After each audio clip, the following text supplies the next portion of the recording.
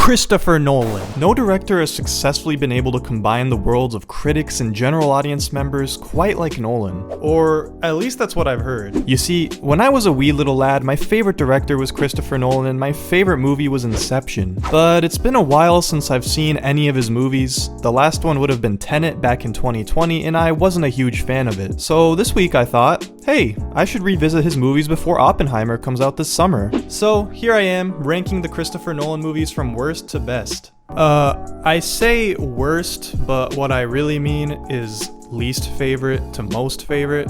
So just keep that in mind, it's just my opinion. There'll be no major spoilers in this video, but if you want to be absolutely certain that you're not getting spoiled at all, there will be timestamps in the description below. Also, I made a Patreon account. For $1, you can get your name listed at the end of my videos. And for $3, you can get access to my videos early. So please help me out. So, with all that out of the way, oh, actually, make sure to like and subscribe too. But with all that out of the way, without further ado, I cannot truly express how baffled I was by this movie. I pretty much didn't know anything about it going in because I've only ever seen the movie once and it was a long time ago. But wow. As soon as Bane started speaking, I started laughing. I literally started laughing. I did not remember him sounding that goofy. Crashing this plane. Crashing this plane? Crashing this plane. But this movie's issues extend far beyond just how goofy he sounds. Crashing this plane. For starters, Bane's intentions in this movie are so incredibly vague and confusing. Like, he wants to destroy Gotham but is insistent on toying with the citizens of Gotham for no reason at the same time. He wants to destroy the city, himself, and everyone in it, and can do this at any point, but decides, you know what, let's just wait an arbitrarily long amount of time for no reason. Why? So Batman can come stop you? That's how everything in this movie is. Why does something happen? It's because Nolan needs it to happen for the plot to happen, even if it makes no sense. But whatever, I'm not gonna go over every single plot inconsistency. There are plenty of other people's reviews and articles you can read if that's what you're into. Speaking of Batman, this is a Batman movie, isn't it? So where is he? Where's Batman? He's barely even in the movie. He's in it for like 20 minutes. That's it. I'm not even kidding. Because this movie is insistent on Bruce Wayne retreading the same lessons he had to learn in Batman Begins for some weird reason. So he ends up spending the entire movie dicking around so that he can get to this guy who eventually says, Fear is why you fail. Okay. Also, it was kind of excusable in Batman Begins and The Dark Knight, but there is really no excuse for why the citizens of Gotham should be this fucking stupid in this movie. There are so many opportunities for them to piece together that Bruce Wayne is Batman, but apparently everyone in Gotham is missing their brain. This movie also completely undoes the ending of The Dark Knight for no good reason. I can't really get into spoilers here, but I don't really understand what the point of the end of The Dark Knight was if in The Dark Knight Rises, Batman needed to stand as a symbol of hope for the city all along. Wasn't the whole point of The Dark Knight that Gotham didn't need someone like Batman to be their hero? Well, throw that out the window, I guess. Okay, so Bane sucks, Batman is hardly in the movie, but at least their fights are going to be good. Right? Right? Good epic action scenes, right? The two fights that Batman has with Bane are genuinely awful. Like some of the worst action I have ever seen in my entire life. It's just the two of them punching one another in the most generic, weightless fistfight you'll ever see in your life. I really don't want to talk about this movie longer than I have to. Ultimately, when I think about what I like about Christopher Nolan, it's really simple. He's good at spectacle and set pieces that usually use a lot of practical effects, and he's good at coming up with interesting concepts for his movies. He's also really good at using music to build up lots of tension. So let's see, which of these criteria does The Dark Knight Rises fill? Well, I honestly don't really remember a whole lot of spectacle or anything visual that I thought was super cool or interesting. I really don't remember any good set pieces. The concept of the plot mostly doesn't make any sense. The score was good in some places, I'll give it that. I really liked the score when he escaped the giant pit in particular, but wow. Overall, this felt like one of the most generic movies Nolan has ever made. There's so much more I could go into, but I really don't want to. The twist is terrible. The twist is terrible. Bane's defeat is terrible. The set pieces are not that great. Joseph Gordon-Levitt's character serves no purpose. I don't like this movie at all. It is so thoroughly unenjoyable that it's just annoying to watch. So for all those reasons, it's my least favorite Christopher Nolan movie. Sorry. I'm sorry. The following is my explanation. Those were the first words ever spoken in a Christopher Nolan movie, and honestly, it could not be any more fitting. It feels a little unfair of me to pick on a movie that Nolan made for a mere $6,000, but I kind of have to. Sure, it's impressive that he made this movie on such a tight budget, but that doesn't stop this movie from being the most dull in his filmography, and it is honestly very telling of the direction his career would go in. In terms of the types of movies he likes to make, what he's good at, what he's not so good at, etc, etc. It's an interesting concept for a story. A man who takes up a hobby of following people around in a creepy but mostly harmless manner gets pulled into a world of robbery and deception. It very much feels like a Christopher Nolan concept in all the best and worst ways. Where this movie suffers is with its main character, who in my opinion was not very likable or charming, and this is something Nolan would go on to struggle with for the remainder of his career. Not that he's never written good characters, I'm not trying to imply such a thing, rather that it just really isn't his strength. In the case of Following, the lead makes this a slog of a movie where when characters are talking to each other, it just loses so much steam. I think Nolan mostly works better under bigger budget projects. It allows him to zone in on the things he's best at, especially in terms of visuals. Following is bland, not because it's in black and white, but because there was no shot selection in this movie that was particularly memorable or stood out. Again, I don't want to trash this movie too much for its budget, but Nolan's sound problems were already beginning with this movie. Sound is one of the hardest things to get right on a budget constraint, but that doesn't mean I can just ignore how hard to hear certain scenes in this movie are. What's your name? Gil. This is the only Christopher Nolan movie I would describe as being completely unremarkable in every single way. It's not aggressively bad, but I wouldn't say I enjoyed it either. It was really boring. I'm not really sure what else I can add. If you're an aspiring filmmaker, it might be worth checking out as a lesson in economical filmmaking, but even then it's not nearly as remarkable as a movie like Primer. Following is a respectable but ultimately underwhelming movie for Nolan. Oh boy. Yeah, this is probably Christopher Nolan's most polarizing movie, and yeah, I sit on the side of people who don't really like it. I wouldn't say it's a bad movie per se, although there are definitely long sections of this movie that I would call bad. Regardless, let me start with the positives, since I think there are definitely plenty of aspects to appreciate. For starters, it's an interesting concept which makes for some interesting set pieces. The car chase sequence is weird, and the entire climax is interesting. There's a shot of a building being exploded and being put together at the same time, and I think it's kind of captivating. This movie lacks the distinct visual palette of something like Dunkirk or Interstellar. Everything in Tenet feels really washed out and a lot more bland in comparison to some of Nolan's better movies, but the concept alone is able to carry the look of this movie. The practical effects here are also good, but somewhat subpar compared to some of the crazy things he gets up to in his other movies. Even still, there are some great scenes. In particular, the scene where the plane crashes into the airport is pretty remarkable. It's also cool how they're able to make the reverse stuff interacting with the non-reverse stuff mostly seamless. I understand that all it really is reversing footage, which is easy, but staging the scenes and having the actors do things in reverse must have been quite the challenge. Although sometimes it appears a bit goofy, and that was probably mostly unavoidable, but still. The original score for this movie was also pretty good. While Hans Zimmer was off with Denis making Dune, Ludwig Göransson took up the mantle, and honestly he did a good job. The score definitely feels like it's trying to imitate Hans Zimmer a bit, but there's definitely some good tunes here. I really like the musical motif of weird reverse sounding notes or whatever. This movie has a lot going for it, but unfortunately I just feel like the execution is severely lacking. There is a large population of people who say things like, "The only reason you don't like this movie is because you don't understand it." I find this to be an incredibly dismissive and patronizing perspective that I can't help but feel is meant to make people feel superior to others or something. The problem is not that the plot or story here is too complicated. No. The problem is that the way the story is told is far too convoluted for anybody to be reasonably expected to put this together on their own. It's one thing for the story to be dense, but it's a whole other thing for the story to be told almost exclusively through long expository dialogue scenes where characters talk like robots to one another, explaining things non-stop.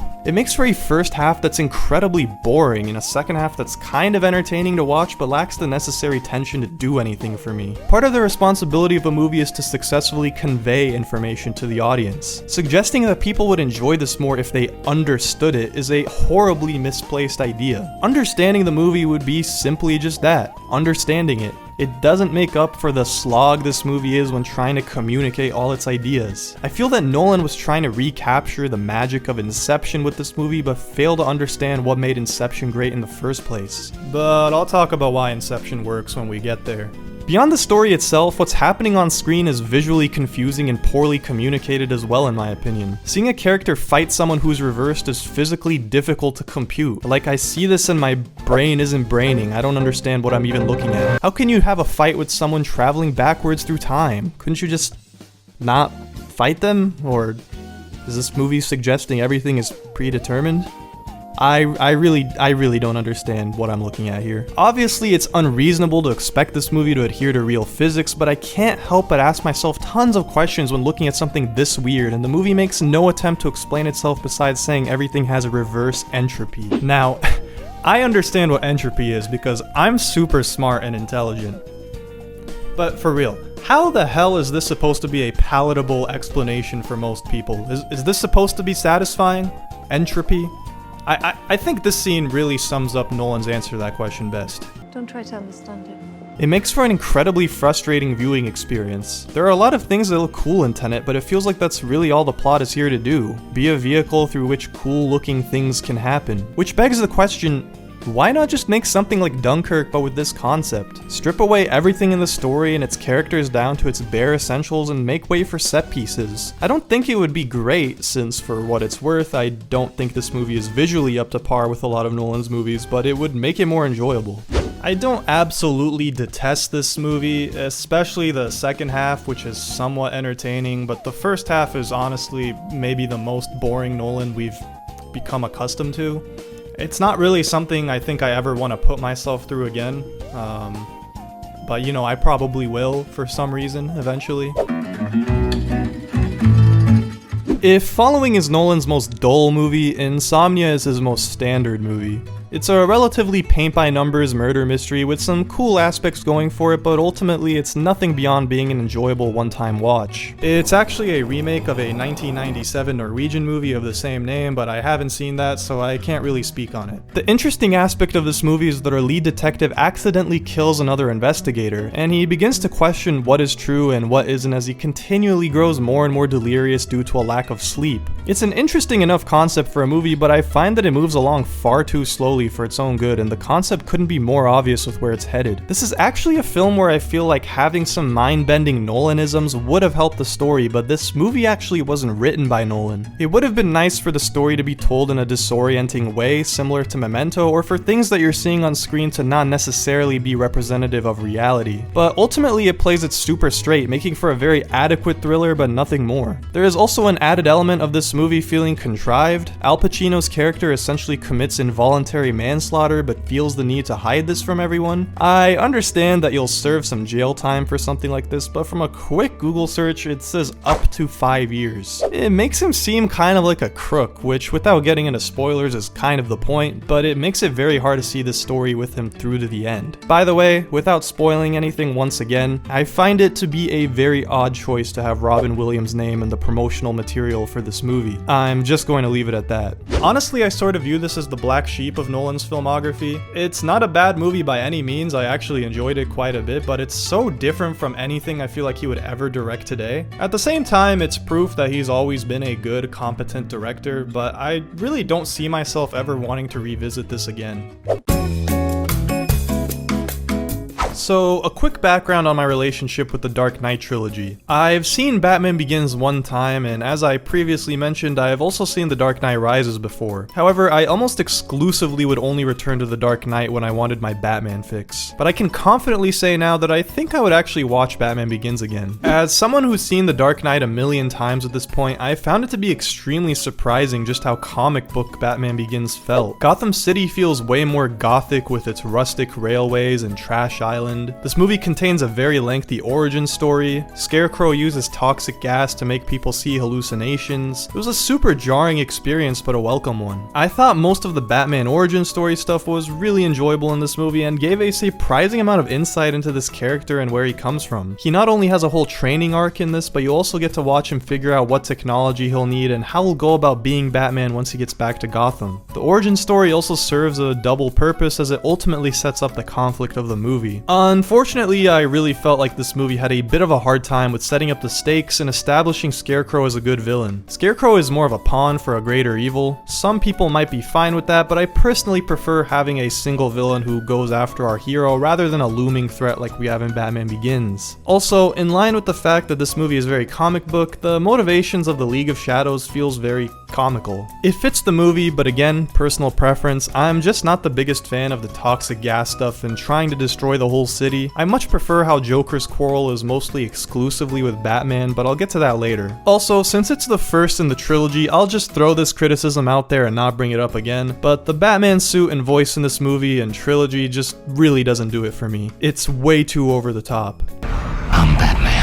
It is definitely more acceptable here than it is in The Dark Knight, but it still feels out of place. I much prefer the overall look and feel of Robert Pattinson's Batman, even though I wasn't really crazy about that movie. Also, compared to pretty much any other Nolan movie, I find the CGI to be the most distracting in this one. Like, I see this scene, and it just looks really weird. Anyways, I've done a lot of complaining, but this movie is still compelling overall. Out of all the movies in the Dark Knight trilogy, this one sees us with the most detective Batman as he goes around the city interrogating different people and figuring out how to put a stop to the League of Shadows' evil plans. It's not a movie that ever really gets stale or repetitive, it moves on to new things constantly and is very well paced. This movie's pretty great. I don't think it's as good as The Dark Knight, but it's way better than The Dark Knight Rises, and it's a very comic booky Nolan movie, so if that sounds like something that'd be appealing to you, then you'd probably love this. Every magic trick has 3 acts: the pledge, the turn, and the prestige. Just like a magic trick, the prestige is very much set up in this style and structure, with the 3rd act working as a big reveal. The plot of this movie revolves around 2 magicians who continually try to outperform one another for fame or just out of pure ego. This movie is great and it really surprised me. It's probably Nolan's most underrated movie that he's ever made, and it shows his versatility as a director. Not only is it a period piece movie with great costumes and production design, but it's also one of his better written movies. The drama between the 2 lead characters is really realistic, and there's a high sense of tension due to the fact that the characters continually raise the stakes. This movie contains a very interesting twist that recontextualizes the entire story. It's a twist that definitely takes some punch away from subsequent viewings, but it still gives you a lot to appreciate in terms of character interactions and events that you can view through a different lens. I think a lot of people will see the twist coming from a mile away, or at the very least, if they are observant, will notice some strange things in their viewing experience. But for me, I saw this movie a long time ago, so I don't really remember what my experience with it was, and I can't really judge it from that perspective.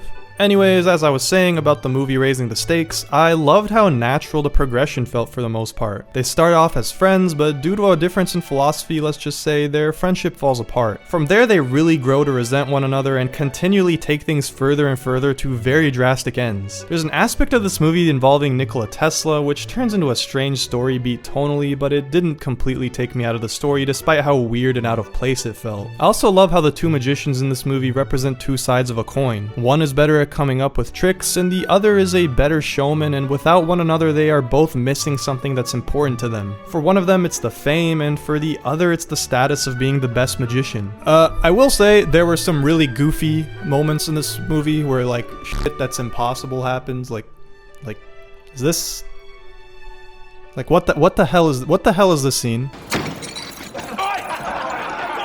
This was a very interesting and odd Nolan movie despite the issues I had with it. If it seems like something you'd be into, then definitely check it out. It shows a different side of Nolan that we're not really used to seeing, and I don't think we've seen since this came out, but maybe Oppenheimer will change that. So, for a lot of people this is going to seem a bit low, but I think I have pretty good justification for this at the 5 spot. I'll start with the negatives here and move on to my positives. It's been a while since I've seen this movie, and something that really surprised me on this watch was just how long it takes to get to the parts of this movie that are the most memorable and that most people think of when they think about Interstellar. I think in popular movie culture, when people talk about loving Interstellar, they're mostly talking about the second and third acts. The first act of this movie is very long and is trying to establish an emotional heartbeat to this movie, to which I would say it's not that successful. I wouldn't say it's not successful because of what actually happens during the first act though. I would say it mostly has to do with what the second and third act end up being that makes it feel as though it's out of place. The first act establishes the father-daughter connection that's very integral to the way this movie's story progresses, but the following acts fail to properly follow this up as it's mostly sidelined for the incredible visual and auditory spectacle. The emotional beats just don't really hit after the first act, since it seems like Matthew McConaughey's daughter really doesn't give a shit or want to talk to him anymore.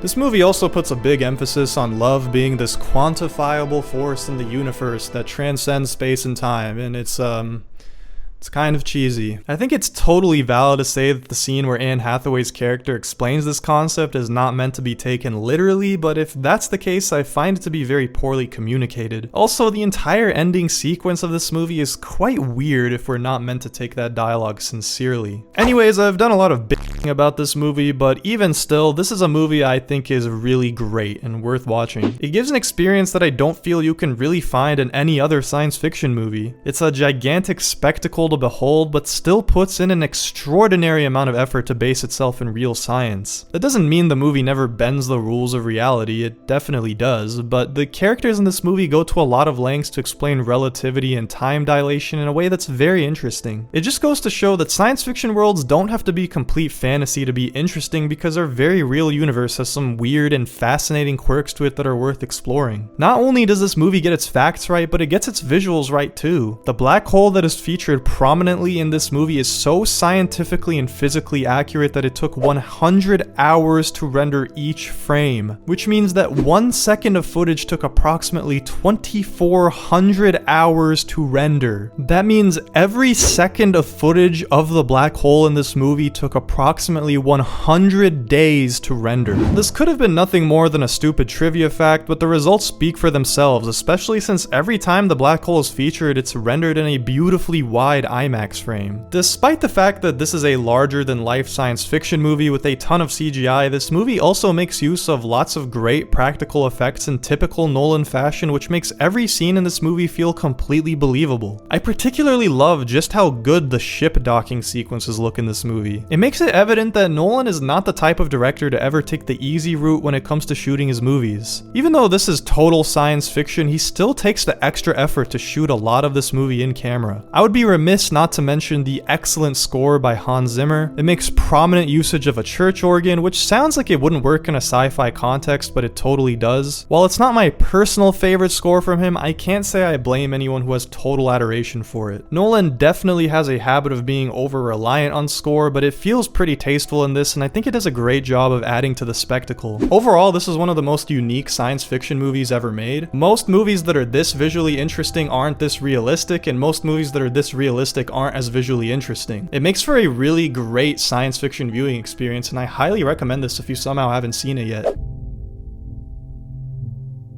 I just want to say before we continue on that I had a really hard time deciding the order of these next two movies, so just keep that in mind, but yeah, Inception. I have to admit that this is significantly lower than I expected it to be prior to rewatching all his movies again over the course of a week. As I mentioned in the beginning, this was my favorite movie when I was younger, so I was fully expecting it to be my number one, but I think the fact that it was my favorite movie ended up being its detriment. I have seen this movie at least 20 times at this point, and while I still loved the experience, I thought there were 3 movies better than this one. Even still, this movie is really great. Ultimately, what it boils down to is a heist movie under the veneer of a high-concept science fiction storyline. Just like in Tenet, Nolan has to go to a lot of lengths to explain a lot of things to the audience, but in my opinion it's much better here due to just how well he's able to explain things with the appropriate context. The first time characters are spouting exposition about how the dream space works, we get visual feedback about what is going on because he's explaining it while in a dream. It makes it so much easier to get a grasp of what's actually being talked about since they aren't talking about anything completely devoid of any context. There's still a ton of explaining in this movie and it does get exhausting, but it does also have some emotional beats as well. I wouldn't say it's anything close to being a tearjerker or anything like that, but the movie does a good enough job of bringing in ideas of regret and grief into the storyline. It definitely doesn't take center stage as much as it does in Interstellar, and it isn't the focus of the movie, but it's there and it's not terrible. It does kind of devolve to Nolan's habits of sticking a woman and children into a plot and calling it enough when it comes to emotional depth, but for what it's worth, I think that it's done with enough care to not be annoying. It is really the concept of this movie as a whole that makes it tick.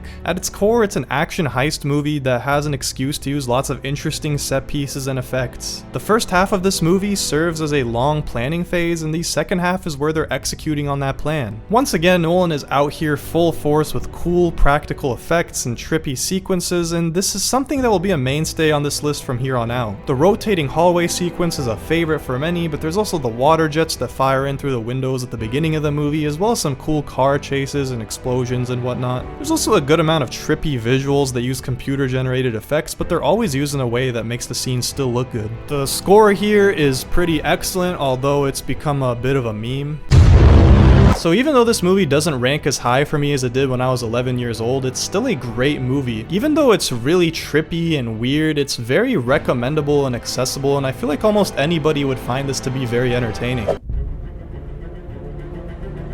A good place to start off with The Dark Knight is just how good of a character Joker is, as he's what makes the movie work fundamentally. Heath Ledger's performance has transcended the movie itself and has been cemented and referenced in our pop culture ever since this movie came out. He's a completely chaotic type of evil that Ledger is able to embody at literally every single point. Every line of dialogue, everything that he does is cemented into pop culture and history, and you've probably heard his quotes a million times. It's not just Ledger's performance and quotability as a character that makes Joker so good in this movie though. What makes him work is just how downright diabolical he is. In contrast to the League of Shadows or Scarecrow or Bane, Joker is interesting because he seemingly doesn't want anything. Just like Alfred says early on in the movie, some men aren't looking for anything logical, like money.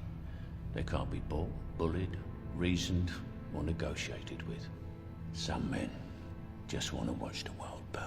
he puts people in super twisted situations that pretty much always result in somebody or several people dying. Sure, some of his plans and scheming is a little bit over the top. Watching this movie, you'd think he can see the future or something, but if you're willing to accept it for what it is and take the situations as they're presented to you, then you'll be super entertained. Unfortunately, Joker inspired a whole generation of internet cringelords, but I don't know, maybe that's a testament to just how good he is in this movie. His dynamic with Batman is also amazing. He pretty much takes a liking to Batman and enjoys playing mind games with him. In the film, he literally says,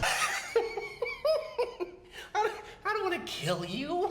he continually puts Batman in extremely stressful situations where it is often the life of one or several people over someone else. Apart from just Joker, who's the star of this movie also features incredible practical effects work. I hate to sound repetitive, but it really is a strong point for Nolan as a director. We're so used to seeing excessive usage of CGI that it's really nice for the action to carry some weight. This entire car chase scene in particular is incredible, and the choice to remove the music from the scene paradoxically makes it even more intense. There's also this entire semi-truck getting flipped over, which is pretty cool. Honestly, this movie does lose some of its steam whenever Joker isn't on screen, and the OST is one of Hans Zimmer's weaker Nolan scores in my opinion, but it's a really fun movie with some well-directed action scenes. It's also had a monumental impact on the way we look at superhero movies now. The Batman got a lot of praise for being dark and gritty, but The Dark Knight really deserves a lot of props for paving the way for that type of superhero movie to exist. Like I said, between this and Inception, it's really close for me. I think Inception might be the better movie, but I had more fun watching The Dark Knight this time around. Take that how you will, they're both still awesome. Surprised? Don't be. I mentioned it when I was talking about The Dark Knight Rises, but let me reiterate. When I think about what it is that Nolan does best, I think about his eye for spectacle, his use of score to create tension, his heavy use of practical effects and desire to shoot everything in camera, his love for IMAX. He really is a visual director and a great visual storyteller. Dunkirk was the perfect movie for Christopher Nolan to make. He had just gotten off of making Inception and Interstellar, two movies that I think are very good but struggle with being overly expository and not balancing the emotional components storylines properly. Again, Nolan is not the best with writing individual characters to be endearing or likable. Dunkirk strips everything back to basics. This movie pretty much has no concrete story, just the basic outline for a plot and nothing else. From there, he's able to craft one of the most intense and visually incredible war films ever made. And to top it all off, Harry Styles is in it. You so fucking precious when you smile.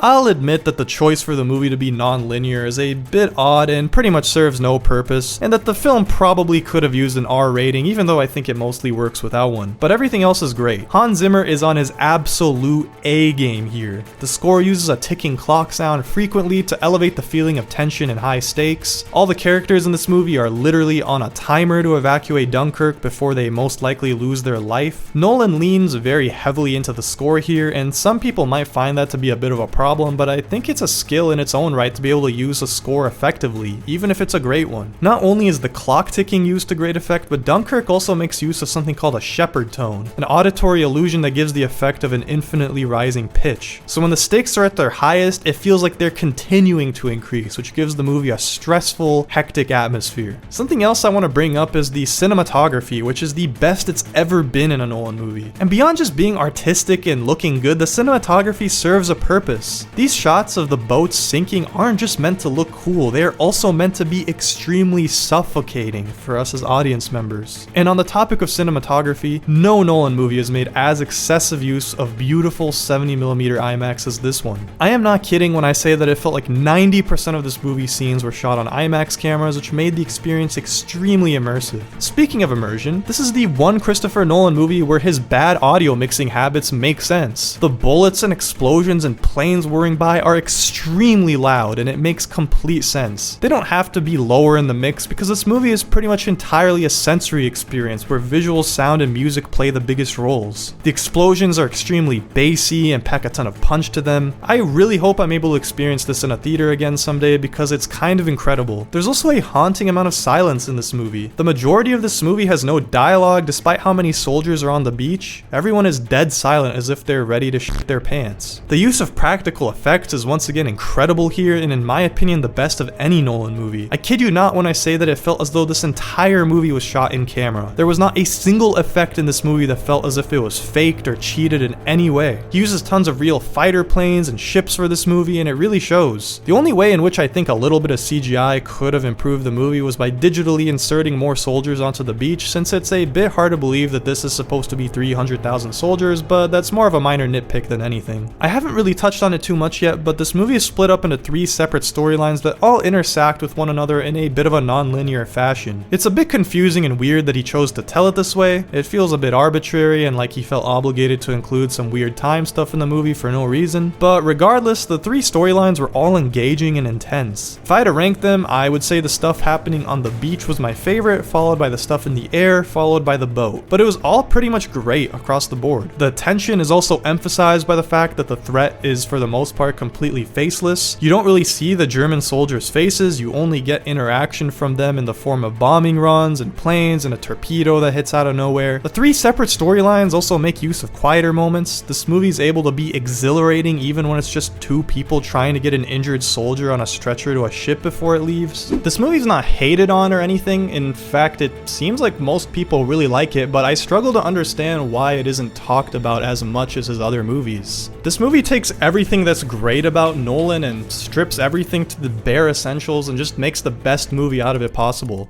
I honestly wouldn't blame anyone for saying that this is his best movie, but I think there's one that's just a little bit better. That brings us to Memento. I'll be honest, I was pretty torn on giving the #1 spot to this or Dunkirk, because honestly, everything I've been saying up to this point about Nolan's strengths and weaknesses as a director doesn't really apply to Memento. It's not a movie that relies heavily on practical effects or spectacle, and this movie actually has good characters. It's the only movie of Nolan's where I'd say the story is pulled off without a hitch while still making room for those trademark typical Nolanisms. This movie is incredible. It's one of those movies that you watch and once you're finished go, well, nobody else can ever do that again. Anybody who tries to pull off the story structure of this movie again will immediately draw comparisons back to itself. Okay, Quick editor's note here. The next part is not explicitly a spoiler. It's something you can figure out relatively early on in the movie, really quickly actually. But if you haven't seen the movie before, what I'm about to say is like a big part of the experience. So if you really want to have the best experience watching Memento for the first time, I would probably skip to the time on screen.